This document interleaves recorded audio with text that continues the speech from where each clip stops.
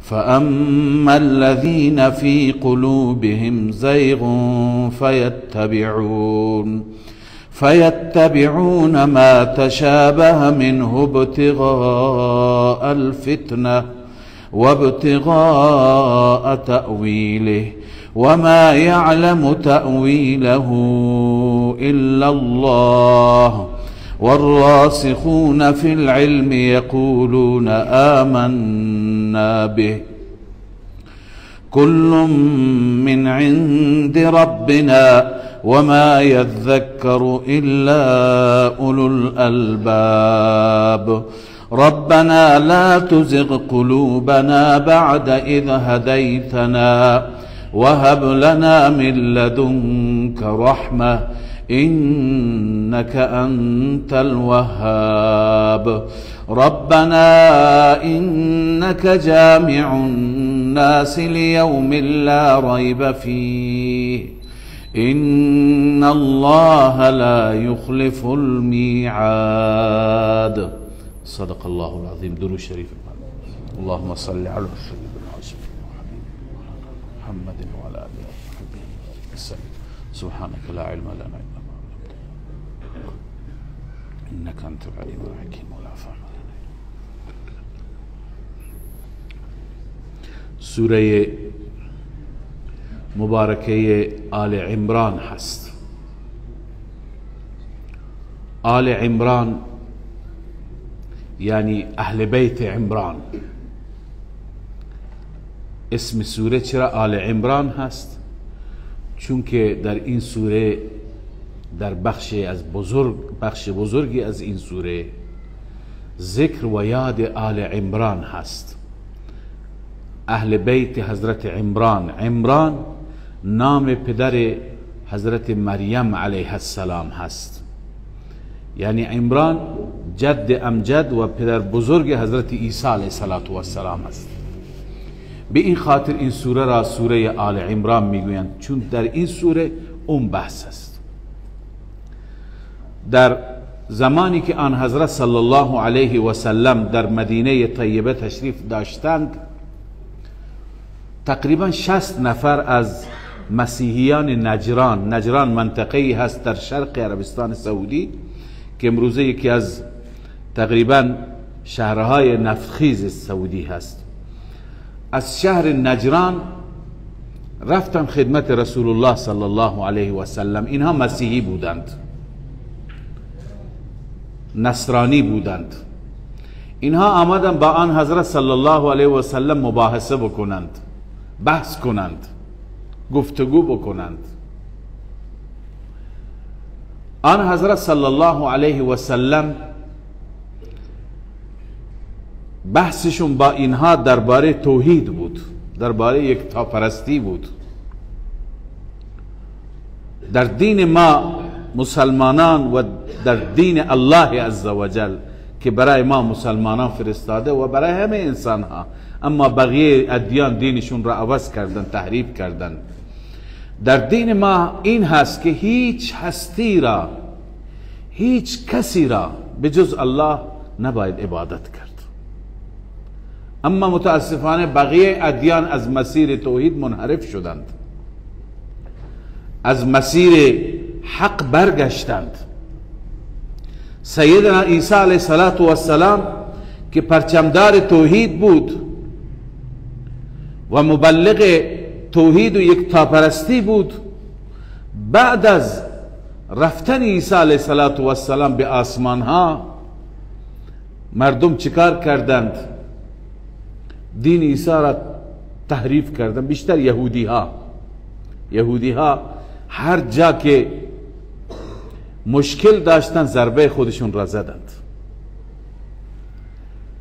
لذا یک فردی به نام معروف از پولس در زمانهای بعدی آمد. این قبلا یهودی بود و یکی از دشمنان سرسخت مسیحیان بود. معروف بود بزرگترین دشمن مسیحیت.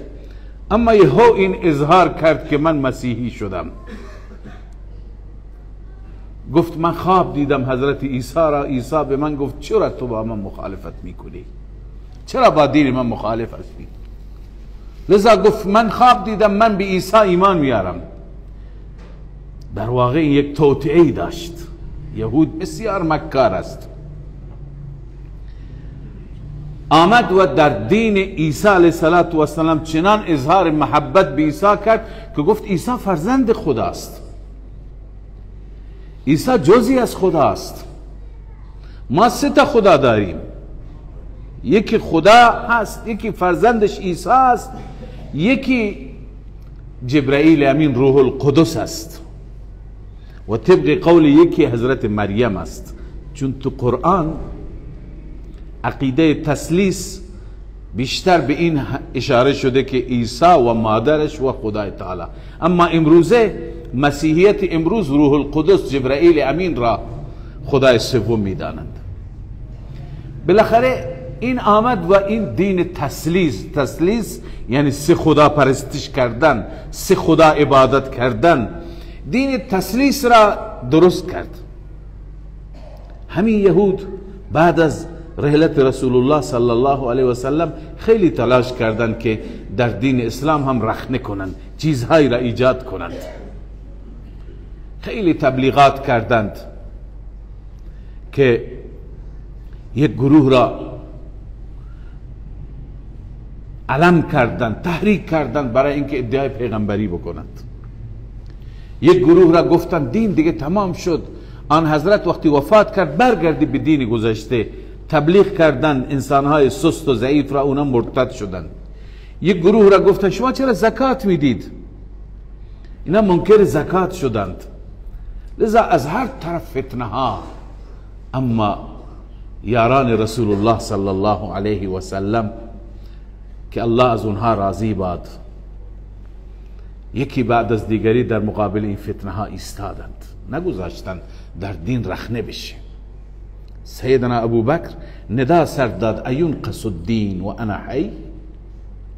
آیا در دین ضعف بیاد، خلل بیاد، چیزهای جدیدی ایجاد بشه من زنده باشم؟ بعد از سیدنا ابوبکر که زمانیشون کم بود، 2 سال و اندی بود، امیر المؤمنین سیدنا عمر فاروق رضی الله تعالی عنه با اقتدار، با قدرت چنان ایستاد و چنان از دین الله عزوجل حفاظت کرد که کسی جرأت نداشت سر بلند بکند، کسی جرأت نداشت اظهار نظر بکند. یهود و تمام منافقین پشماشون ریخته بود و سکوت.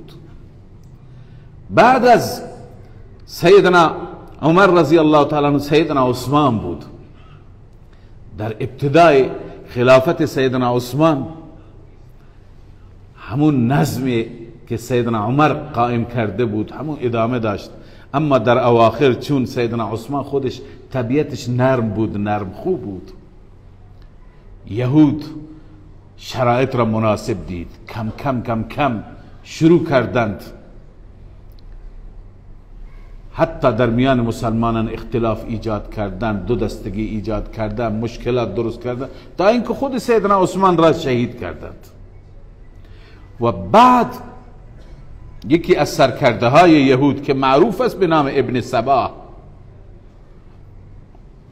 این آمد و چه چیزهایی سعی کرد که در دین ایجاد بکنه، در میان مسلمانان تفریق ایجاد بکنه، مسلمانان را به هم بیندازه.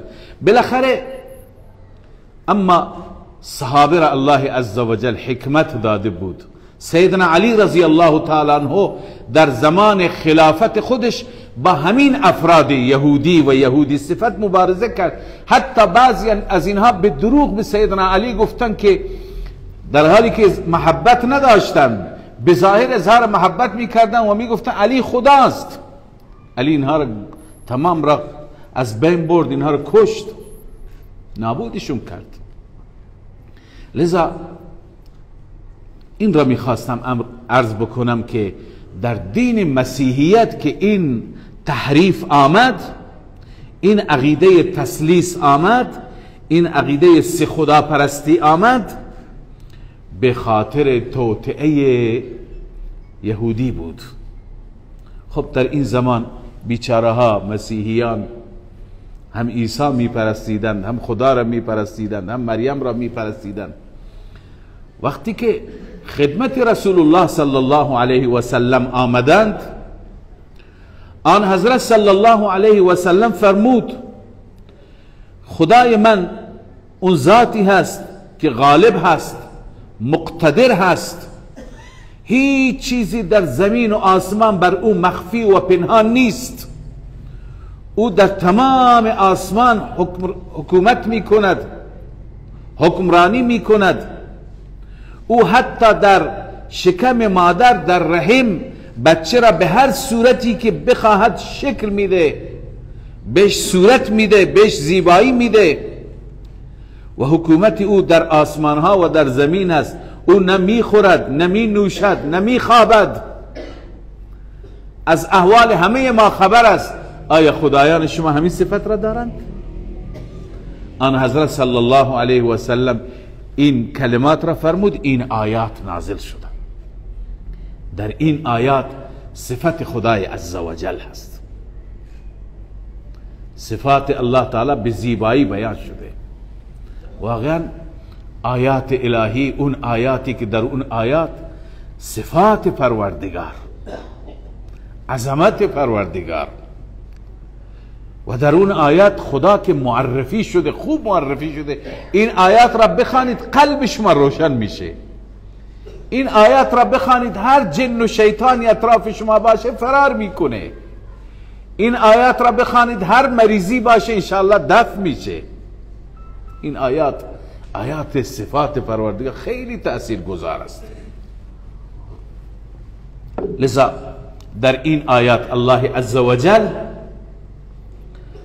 خودش را تعریف می کند، صفات خودش را بیان می کند. اما قبل از صفاتش یک ادعا هست. الله می فرماید الف لام میم الله لا اله الا هو. اولین ادعا اینه. دین اسلام چه دین زیبایی هست. در دین اسلام به ما همین دستور هست که غیر از الله هیچ کسی را عبادت نکنیم.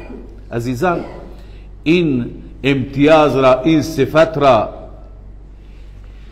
این ارزش را الله تعالی به ما داده. ما فقط در دنیا مسلمانان امروز فقط یکتا پرست هستند، بقیه همه غیر الله پرست هستند. حتی همون ادیانی که ادیان آسمانی بودند.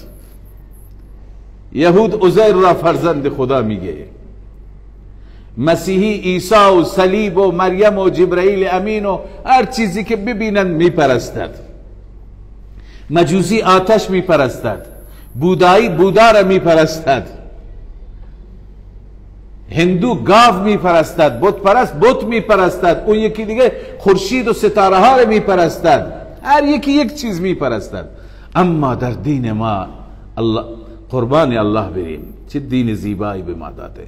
ما فقط الله لا اله الا هو. الله اون ذاتی هست که هیچ معبودی نیست بجز او. نباید غیر از الله را پرستید، نباید غیر از الله را عبادت کرد. پرستش چی عزیزان؟ پرستش را من قبلا توضیح دادم، مختصر میگم. سجده عبادت است، نباید برای غیر خدا انجام داد. رکوع عبادت است، طواف عبادت است، دعا عبادت است، نظر و نیاز دادن خیرات عبادت است. اگر برای خوشنودی غیر خدا خیراتت را دادید او را عبادت کردی با مالت. اگر غیر خدا را دعا از غیر خدا و حاجت از غیر خدا خواستی او را عبادت کردی. اگر ورد و ذکر نام غیر خدا بر زبانت بود او را عبادت کردی. این عبادت زبانی هست. بعضی ها را فریب میدهند. قبلا خدمت شما عرض کردم، میگویند که میخوای آرامش داشته باشی ذکر پیر بکن، نام پیر را ورد زبانت بکن. نه، آرامش در ذکر الله است. الا بذکر الله تطمئن القلوب. در ذکر هیچ کسی آرامش نیست. این که ذکر پیر بر زبان بکنی داری پیر را عبادت میکنی، این عبادت زبانی است.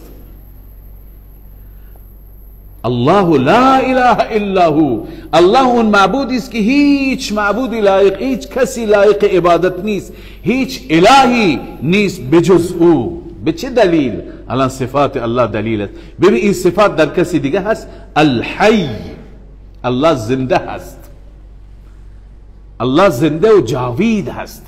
حی به معنای چی هست؟ جاوید، همیشه زنده. ببین من و تو هم الان زنده هستیم ولی فردا میمیریم. بزرگان گذشته ما، اسلاف، انبیا، همه زنده بودند اما بعدا فوت کردند، موت بر اونها آمد. اما خداوند اون زنده ای هست که هو الحی الذی لا یموت، او زنده ای هست که موت بر او نمی آید. بقیه زنده ها موت می آید، حتی فرشتگان می میرند، حتی اسرائیل که سبب موت تمام مخلوقات و انسان هاست این هم آخر می میرد. تو حدیث صحیح هست. جبرائیل هم فوت می کند، اسرافیل هم فوت می کند، تمام ملائکه، حملة العرش همه می میرند. اما اون که زنده و جاوید است اون الله است. لذا رسول الله فرمود به مسیحیان که رب من زنده و جاوید است. آیا این کسانی که شما پرستش میکنی زنده هستند؟ مسیحیان معتقد بودند، ما الان مسلمانان معتقدیم عیسی علیه السلام زنده به آسمان ها رفته، خداوند به وسیله جبرائیل او را برد. اما مسیحیان معتقد بودند که عیسی به دار زده شده، اعدام شده. بعد از اعدام، به همین خاطر امروز صلیب یکی از نمادهای اونها، نمادهای مقدس اونها است که به این شکل اعدام شده، به شکل اعدام هست دیگه صلیب. اونا معتقدن عیسی اعدام شده، فوت کرده، بعد از فوت خدا او را برده و زندهش کرده. اونا این اعتقاد را دارن. لذا مریم فوت کرده، بر اساس عقیده اونها عیسی فوت کرده. اونایی که شما پرستش میکنید بر اونها موت میاد. اما الله الحی، اون زنده و جاوید است. القیوم، این دلیل دومه که معبود فقط الله است. القیوم یعنی تمام برپایی آسمان ها و زمین به دست او هست. اون قیوم السماوات والارض است. تمام هر چی که هست، انسان هست، حیوان هست، حجر هست، شجر هست، کوه هست، دشت، دریا، تمام قائم و برپاست، وجود دارد، روی پاست، زمین آسمان. این بنابر قدرت الله عز و جل است. الحی القیوم، این معنی قیوم. لذا این الله معبود به حق است. و بعد این الله ذاتی هست بعد از توحید رسالت. الله عز و جل بیشتر جاها که وحدانیت خودش را بیان می‌فرماید، بعد از اون رسالت حبیب خودش را، نبوت حبیب خودش را که من خدای یکتا هستم، خدای لا شریک هستم، محمد صلی الله علیه و سلم رسول و فرستاده من هست. لذا به همین دلیل می‌فرماید نزل علیک الکتاب بالحق، کتاب را نازل فرمود بر تو، به حق نازل فرمود. اون کتابی که مصدقا لما بین یدیه، این کتاب تصدیق کننده هست تمام این کتاب هایی را که قبل از این کتاب هستند. تمام کتاب های گذشته، تورات، انجیل، زبور، صحف موسی، صحف ابراهیم، هر چی کتاب، صحیفه های حضرت آدم، همه را این کتاب تایید میکنه. یعنی همه در یک مضمون هستند. این دلیل صداقت رسول الله است. من این دلیل را بیشتر باز بکنم، وقت کم است. ببینید خدای عزوجل چقدر پیغمبر داشته. خدا میدونه بیش از 100,000 پیغمبر، 124,000 پیغمبر علما میگن داشته. این پیغمبران در یک زمان نبودند. فاصله این پیغمبران بعضی ها بیش از 1000 سال بوده، بیشتر از 1000 سال هم بوده. آدم علیه السلام کجا؟ چندین هزار سال بعد از ایشون نوح علیه السلام، بعد از نوح ابراهیم، هر یکی در یک گوشه از دنیا بوده. یکی در عراق بوده، یکی در شام بوده، یکی عرض کنم در هندوستان بوده، یکی در اون گوشه دنیا، یکی در اون گوشه. خدا میدونه چه پیغمبرانی با چه زبانهایی، با چه گویشهایی، در چه ادواری بودند. اما همه این پیغمبران با هم یک زمان نبودن که با هم هماهنگی بکنند و با هم مشوره بکنند و برن به مردم بگن. همه این پیغمبران یک چیز را میگویند. زبانشون فرق میکنه، وطنشون فرق میکنه، دور و عصرشون فرق میکنه، اما همه میگویند لا اله الا الله. قرآن همین را میگه. قرآن میگه که این قرآن تایید میکنه کتابهای گذشته را. هر چه کتاب قبل از این اونا هم همین میگند.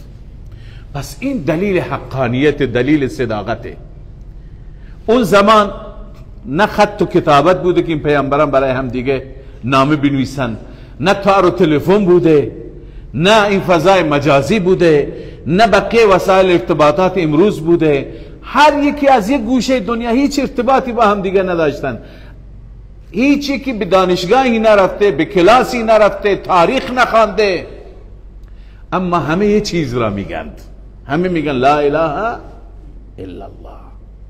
پس این دلیله که این پیامبران در یک مسیر هستند و رسول الله صلی الله علیه وسلم هم مثل بقیه پیغمبران همینه میگه. این دلیله که ایشون واقعا به حق نبی الله و فرستاده الله است. لذا الله میفرماید مصدقا لما بین یدیه، این کتاب تایید کننده و تصدیق کننده آنچه که قبل از این هست. و انزل التورات والانجیل، الله تنها این کتاب را نفرستاد، تنها قرآن را نفرستاد. و انزل التورات والانجیل من قبل، همچنین نازل فرمود تورات را و انجیل را قبل از این فرستاد. تورات و انجیلی که هدی للناس، در زمان خودشون برای مردم هدایت بودند، بعدا ملاها تحریف کردند، دستکاری کردند، در اون زمان هدایت بودند. و انزل الفرقان، الله عزوجل در آخر فرقان را نازل کرد. فرقان یعنی قرآن. چرا به قرآن فرقان میگن؟ فرقان یعنی جدا کننده حق و باطل. قرآن را که بخونی حق را از باطل جدا میکنی، حق را تشخیص میدی، حلال را از حرام تشخیص میدی، خوب را از بد تشخیص میدی، شرک را از توحید تشخیص میدی. خوب میدونی راه اصلی چیه. به این خاطر قرآن را میگن انزل الفرقان. لذا الله می فرماید ان الذين كفروا بآیات الله لهم عذاب شدید، همانا آنهایی که کفر کردن نسبت به آیات الهی برای اونها عذاب شدید است. یعنی خدا این کتاب را فرستاده، کتابهای دیگر را فرستاده، در همه این کتاب هست که الله لا اله الا هو.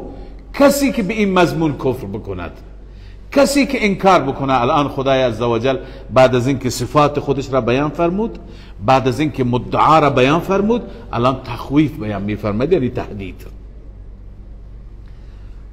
وعید بیان میفرماید، عذاب ذکر میفرماید برای کسانی که انکار بکنند. لذا هر انسان عاقل نباید منکر باشه، اما اگر کسی منکر باشه، ان الذين كفروا بآیات الله، همانا آنهایی که کفر کردن نسبت به آیات الهی، لهم عذاب شدید، برای اونها است عذاب سخت است، عذاب شدید است. والله عزیز ذو انتقام، الله عزوجل غالب است و دارای انتقام است، از دشمنانش انتقام میگیرد. حالا سوال اینجاست، یک انسان امروزه، یک انسانی 10,000 سال پیش بود، یک انسانی تو زاهدانه، یک انسانی تو جنگل آفریقاست، یکی تو اون جزیره دور افتاده، اینا همه را چطور الله میدوند؟ الله اونطور که قدرتش کامله، علمش هم کامله، هیچ چیزی برو مخفی نیست، هیچ چیزی برو پنهان و پوشیده نیست. نه اینکه از من و تو میداند، بلکه از رازهای دل من و تو میداند، از اون تصورات و تخیلاتی که در ذهن ما میآید الله خبر دارد. الله عزوجل میفرماید که خداوند عزوجل حتی برگی از درخت که میفته میداند و ما تسقط من ورقة الا یعلمها ولا حبة في ظلمات الارض ولا رطب ولا یابس الا في کتاب مبین. یک دانه در تاریکی های زمین و در عمق زمین باشه، یا تر باشه یا خشک باشه، هیچ چی نیست مگر در علم الهی و در لوح محفوظ الله هست. لذا الله می فرماید ان الله لا يخفى عليه شيء في الارض ولا في السماء. همانا الله عز وجل مخفی نیست، پوشیده و پنهان نیست بر او هیچ چیزی نه در زمین و نه در آسمان. در زمین و آسمان. سبحان الله. این سوره که اینقدر فضیلت داره، در اول سوره فضیلت سوره را فراموش کردن. اون فضیلتی که رسول الله صلی الله علیه و سلم بیان می‌فرماید به خاطر این صفات والای پروردگاره.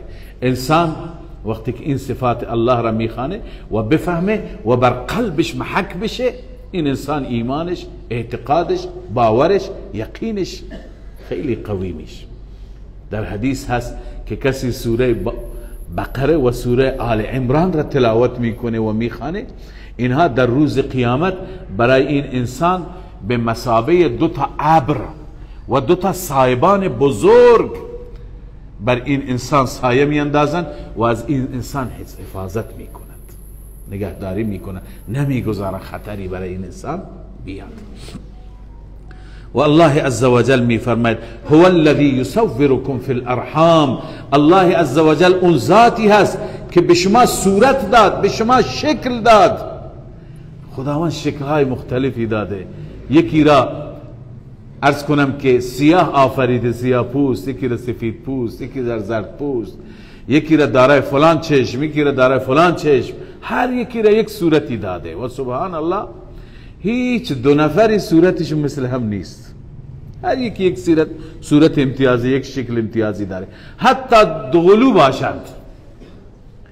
دغلو باشند از یک شکم پیدا شدند، بازم با هم دیگه فرق دارند. تو دنیا چقدر انسان است؟ الان میگن 8 میلیارد انسان. 8 میلیارد عدد بزرگیه. از میان این 8 میلیارد 10 میلیارد نه 80 میلیارد باشند، 2 نفر مثل هم نیستند. نگاه بکنید تفاوت دارند. چقدر الله صورت داره، چقدر نقاشی داره، چقدر الله عزوجل تصویر و عکس داره که به هر یکی یک عکس و یک صورتی میده. انسان وقتی که به همین چیز نگاه بکنه به قدرت و عظمت الله پی میبرد. لذا الله می فرماید هو الذی یصورکم فی الارحام کیف یشاء. الله آن ذاتی هست که شما را صورت میده در رحم مادر، کیف یشاء، هر گونه که بخواهد. لا اله الا هو. بازم نتیجه اول، این ذاتی که اینقدر قدرت داره، این ذاتی که اینقدر تصرف داره. برای بار دوم لا اله الا هو، هیچ معبودی پس لایق عبادت نیست به جز او. عیسی علیه السلام این قدرت را نداره، او خودش بنده خداست، اون خودش نیازمند الله است. العزیز الحکیم، اون ذات غالب است و با حکمت است. حالا چند تا از سوالات و شبهات مسیحیان اینجا پاسخ داده میشه، جواب داده میشه. عنایت داشته باشید که مسیحیان آمدن چند تا اشکال ذکر کردن، چند تا شبهه، چند تا سوال. بعضی سوالها درباره توحید بود، بعضی سوالات درباره رسالت و نبوت آن حضرت صلی الله علیه وسلم بود. در این سوره تقریبا این سوره طولانی هست. در این سوره تمام سوالاتشون جواب داده شد. یکی از اون سوالات این بود که شما میگویید عیسی علیه السلام خدا نیست، در حالی که در تورات، در انجیل از عیسی یاد شده به کلمت الله، به روح الله. خب کلمت الله و روح الله معلوم میشه که این جزئی از خداست، روح خداست و در قرآن هم هست. یک سوال این بود درباره توحید. یکی دیگه این بود که عیسی علیه السلام کور مادرزاد را شفا میداد، مریضی برس را علاج میکرد با یک دست کشیدن، با یک مس کردن، مرده را زنده میکرد. لذا این همه معجزات، این کار خدا است، کار بنده نیست. معلوم میشه که عیسی خداست. الله عزوجل در این سوره این سوال را و امثال این سوال ها را جواب دادند. بعدا اون سوال دوم میاد که الله میفرماید معجزات به دست پیغمبران ظاهر میشند ولی کلید معجزه به دست الله است. اون شفاعت دهنده الله است، اون بینا کننده نابینا الله است، اون درست کننده مریضی برس الله است، اون زنده کننده مرده الله است. فقط برای صداقت و رسالت این عیسی که یهودیا باور بکنن عیسی پیامبر است، این معجزه را الله عزوجل به عیسی داده بود. خود عیسی در قرآن میاد و ابرئ الاکمه والابرص و احیی الموتى باذن الله، باذن الله من این کارا را میکنم. بالاخره درباره این کلمت الله و روح الله و بعضی از این کلمات که تو کتابهای گذشته آمده، در قرآن هم آمده، الله عزوجل میفرماید اینها آیات متشابهات هستند. بعضی از آیات متشابهات هستند، مفهوم اونها را، تأویل اونها را، مراد اونها را الله میداند. الان بعضی میگن اینها اسرار بین خدا و پیامبرش، بعضی میگن الله عزوجل فقط اینها را میداند، غیر از الله هیچ کس نمیداند. اینا برای امتحان ما بندگان هستند که ما به اینها ایمان داشته باشیم که این از طرف خداست. اما اگر برای ما مفهوم نیست، بعضی ها تعویل کردند، گفتن مراد اینه، ولی خب اون تعویل ها یقینی نیستند. اصل کسانی که قرآن میگه کسانی که الله تعالی به اونها تبحر علمی داده، کسانی که الله تعالی به اونها کمال علمی داده، مهارت علمی داده، اونها دنبال این آیات نیستن، فقط میگویند اینها آیات پروردگار، ما به اونها ایمان داریم. لذا در این آیه این سوال جواب داده شد. الله می فرماید هو الذی انزل علیک الکتاب، الله آن ذاتی است که نازل فرمود بر تو ای محمد صلی الله علیه و سلم کتاب را نازل فرمود. منه آیات محکمات، بعضی از آن آیات محکم هستند. آیات محکم یعنی مرادشون مفهومشون معلومه، هر کس میدونه.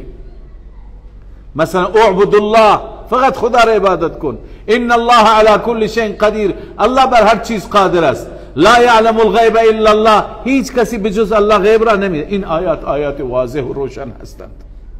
اینها را میگه آیات محکمات که احکام هم بر اینها مرتب میشه.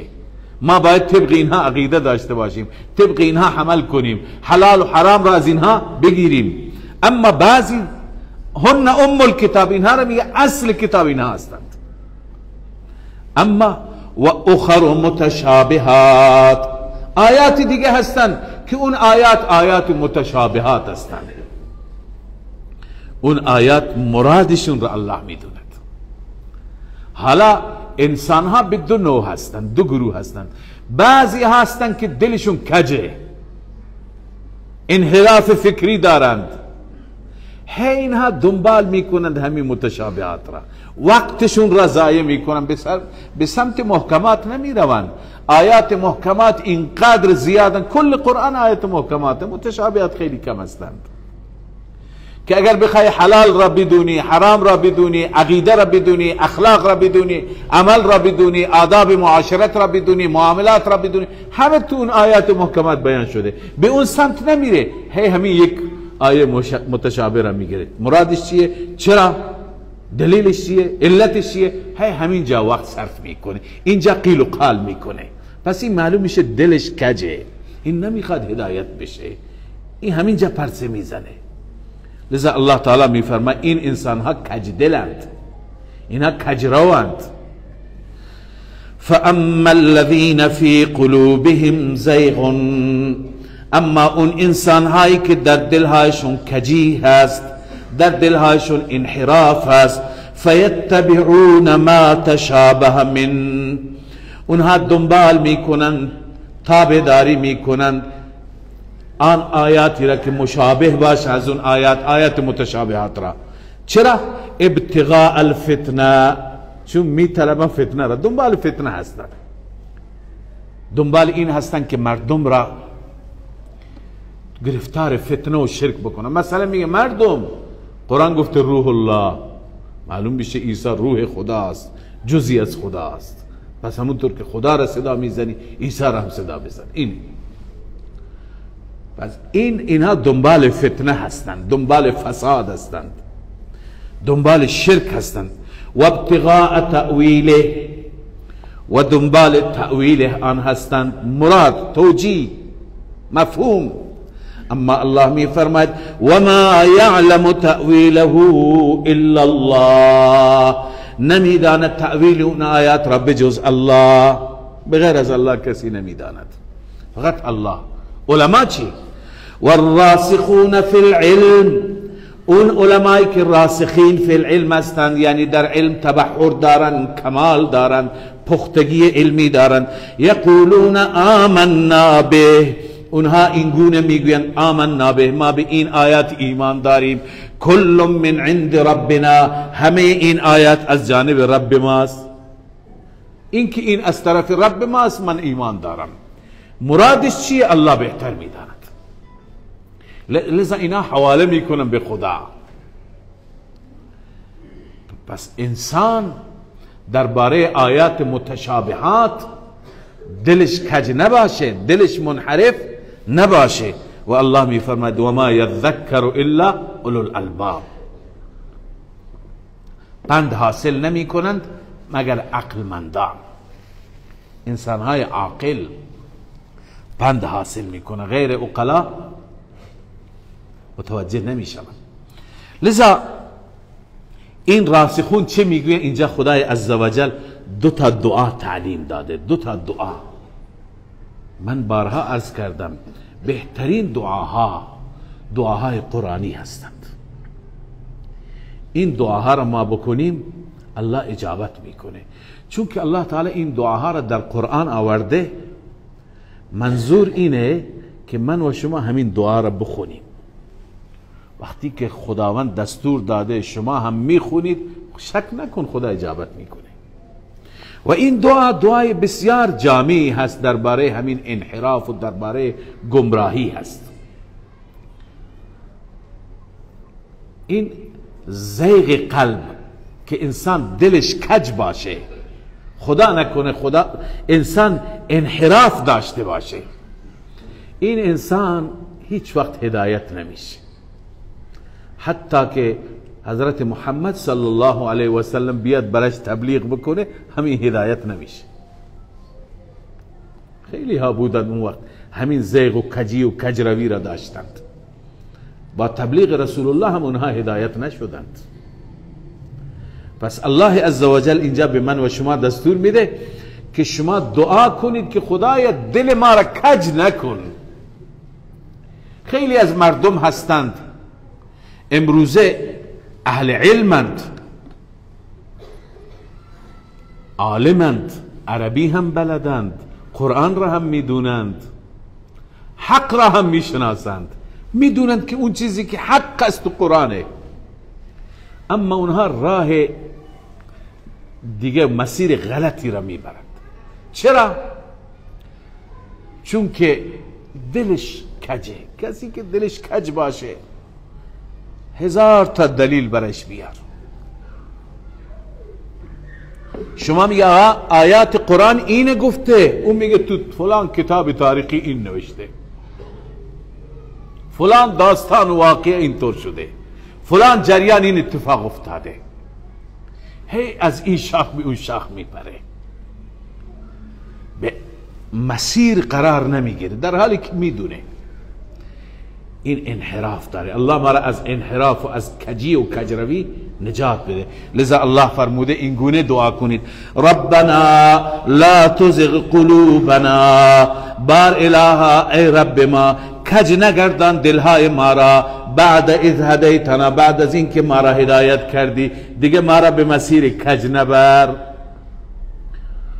و هب لنا من لدنک رحمه، و ببخش برای ما از جانب خودت رحمت ببخش، یعنی بر ما رحمت بباران، رحمت نازل کن.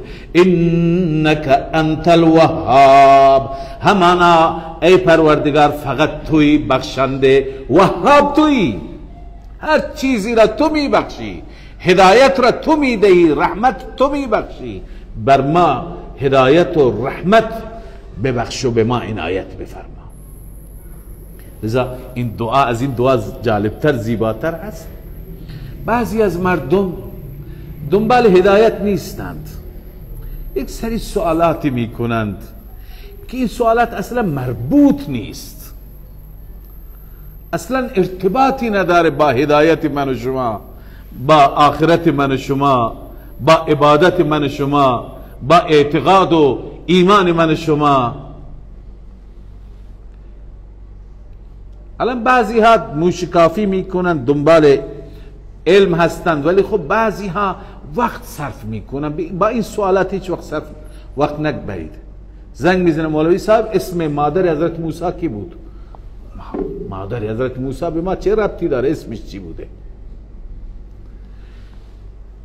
چیزهایی را میپرسن که اصلا جز دین نیست. ما باید بالاخره بپرسیم از اون چیزی که قرآن برای ما گفته.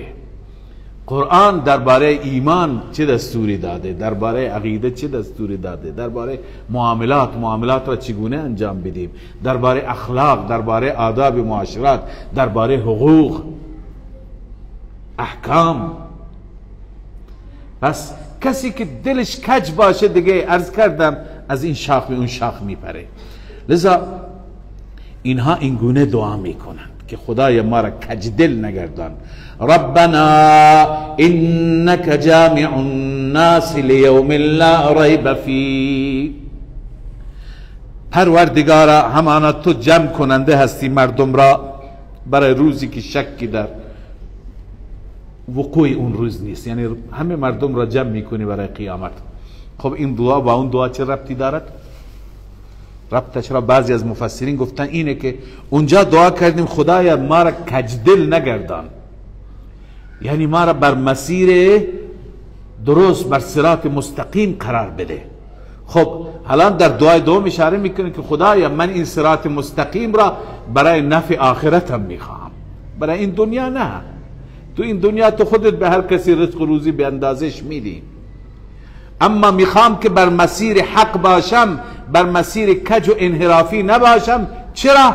چون که ربنا انک جامع الناس لیوم لا ریب فیه، بار الها تو مردم را جمع کننده هستی برای روزی که در وقوع اون روز هیچ شکی وجود ندارد. ان الله لا یخلف المیعاد، همانا الله عزوجل خلاف وعده نمی کند.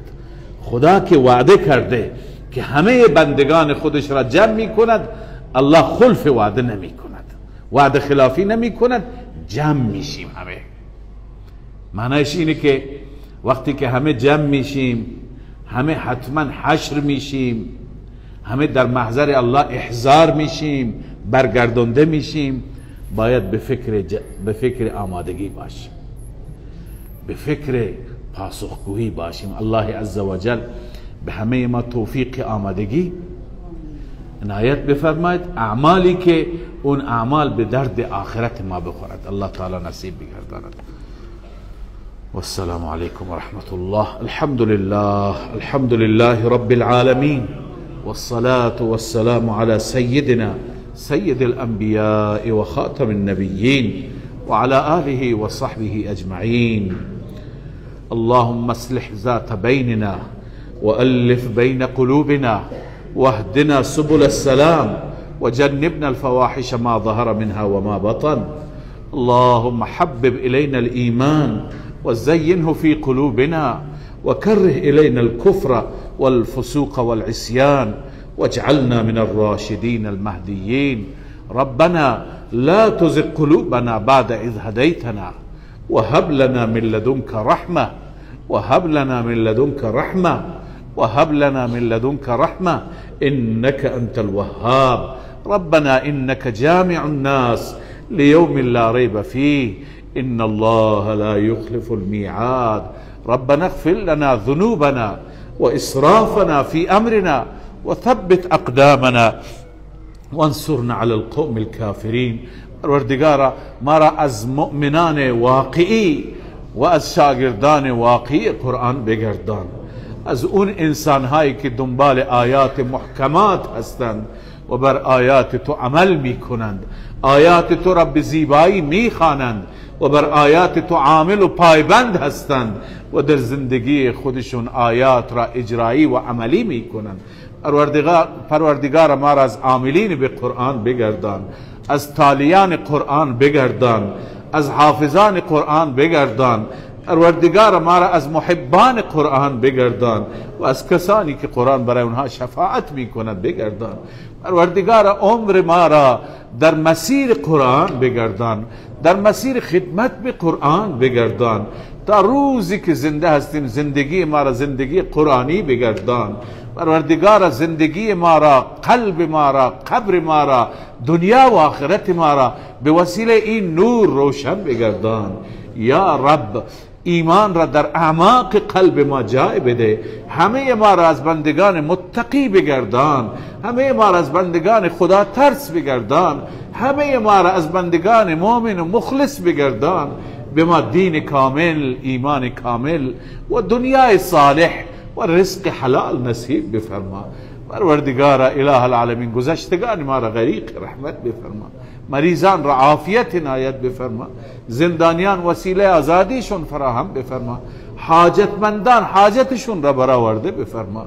پروردگار مقروضین قرضشون را ادا بفرما، بی اولادان را اولاد بده و بندگانت هر کسی هر حاجتی به دل دارد ای حاجت روا، ای مشکل گشا اجابت بفرما و مشکلات همه صاحبان مشکل را حل بفرما.